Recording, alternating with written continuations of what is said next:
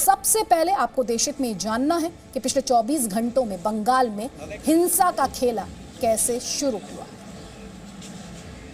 तो सोनारपुर में बीजेपी कार्यकर्ता पर बम से हमला किया जाता है।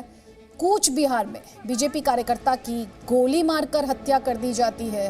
दिनाजपुर में बीजेपी समर्थकों की दुकानें लूट ली जाती हैं। वहीं नंदीग्राम में बीजेपी दफ्तर में तोड़फोड़ और आगजनी की जाती है। पूर्वी मिदनापुर में बीजेपी नेता के घर पर हमला किया जाता है। हुगली जेके नगर में बीजेपी ऑफिस में तोड़फोड़ की खबर है। बोलपुर में बीजेपी कार्यकर्ताओं पर हमले की खबर है। कूच बिहार में सुरक्षा कर्मियों पर हमले की खबर है।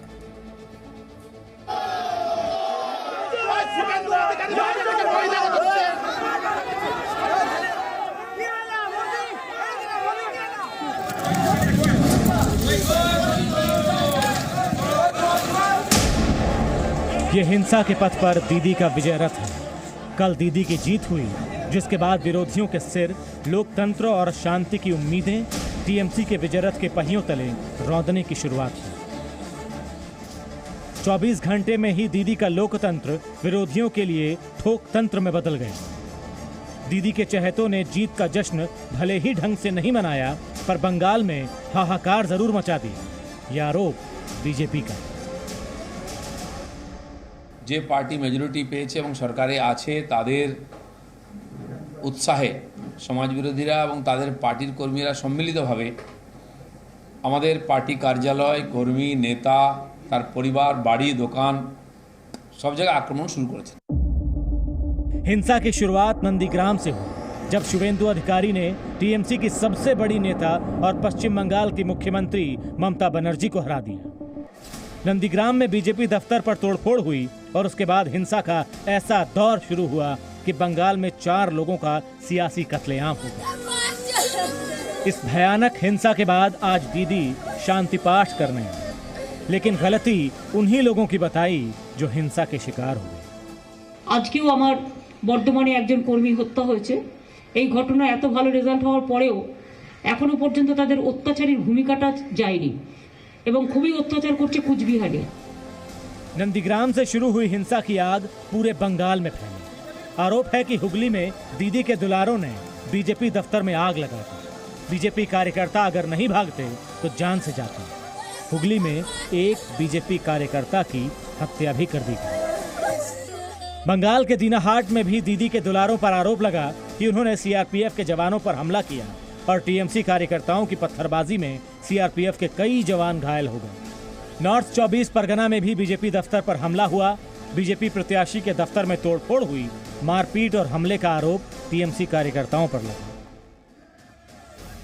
आसनसोल में बीजेपी प्रत्याशी तापस राय के काफिले पर हमला हुआ। उत्तरी 24 परगना के बड़ा नगर में भी बीजेपी प्रत्याशी प्रणव मित्रा पर हमला हुआ। नाताबाड़ी से बीजेपी प्रत्याशी के काफिले को घात लगाकर निशाना बनाया गया। इन सभी हमलों का आरोप टीएमसी पर। लेकिन टीएमसी की जीत के बाद बंगाल में ये होना तय था। जरा याद कीजिए 29 मार्च को ममता बनर्जी का वो बयान क्या था, जिसमें उन्होंने खुलेआम कहा था, कुछ दिन बाद सबको देख लेंगे। সে বুঝতে পারবে আগামী দিন তো আমরাই থাকবো, তখন আমরা দেখে নেব,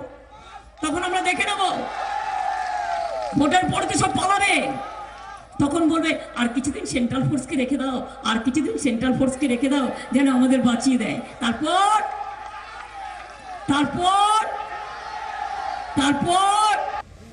अब आप देश हित में सोचिए, ये बंगाल है या बदलापुर, जहां मुख्यमंत्री इस तरह देख लेने की धमकी देती है, जहां विपक्ष के कार्यकर्ताओं का कत्लेआम मचा हो, जहां विरोध की आवाज इस तरह हिंसा से दबाई जा रही हो, जहां जीत के बाद हिंसा का खेला चरम पर। वहां अगर आप विपक्ष में हैं या विपक्ष के समर्थक हैं तो अपनी जान की खैर मनाइए, क्योंकि जहां सुरक्षा बल सुरक्षित नहीं, वहां आपकी सुरक्षा की गारंटी कौन देगा। ब्यूरो रिपोर्ट, जी मीडिया।